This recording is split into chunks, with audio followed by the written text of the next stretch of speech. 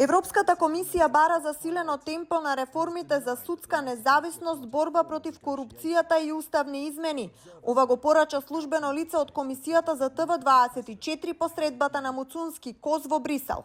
Вели дека атмосферата била јасна. Еврокомесарката за проширување побарала интензивирање на напорите за почитување на владење на правото во земјата преку заштита на судскиот интегритет и зајакнување на борбата против корупцијата. На затворениот тет-а-тет состанок, Коз била конкретна и за усвојување на уставните измени според договореното од 2022 година. Комесарката Коз и министерот Муцунски разговараа за пристапниот пат на Северна Македонија и чекорите што земјата треба да ги привземе. Ова вклучува интензивирање на напорите за почитување на владењето на правото преку заштита на судската независност и интегритет, како и зајакнување на борбата против корупцијата. Северна Македонија исто така треба да ги усвои потребните уставни измени што беа договорени со Европската унија во 2022 година. Службеното лице од комисијата брифира и дека министерот Муцунски на состанокот порачал дека владата планира до крајот на годината да усвои повеќе реформи од планот за раст за ослободување на повеќе пари. Министерот Муцунски информираше за плановите за усвојување на повеќе реформи поврзани со планот за раст до крајот на годината, што би можело да ослободи повеќе средства.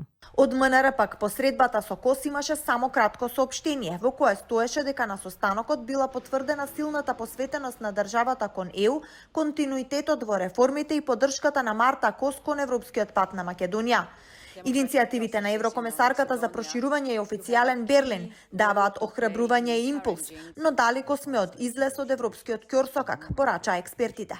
Дефинитивно треба да имаме и поофанзивна дипломатија, секако дека разговорите со Софија се моментално во мртва точка и од наша страна барем мора да започнеме некакви иницијатива, формални и неформални канали на комуникација кои што се единствениот начин да дојде до некакво разбирачка компромис помеѓу двете земји пред се. Не верувам дека наметнато од Европската унија би произлегло некакво решение, докато ние не разговараме со Бугарија. Експертите советуваат дека владата треба да работи на обврските кои се преземени со протоколот со Бугарија. Оние кои не се политички скапи, може да донесат суштинска промена.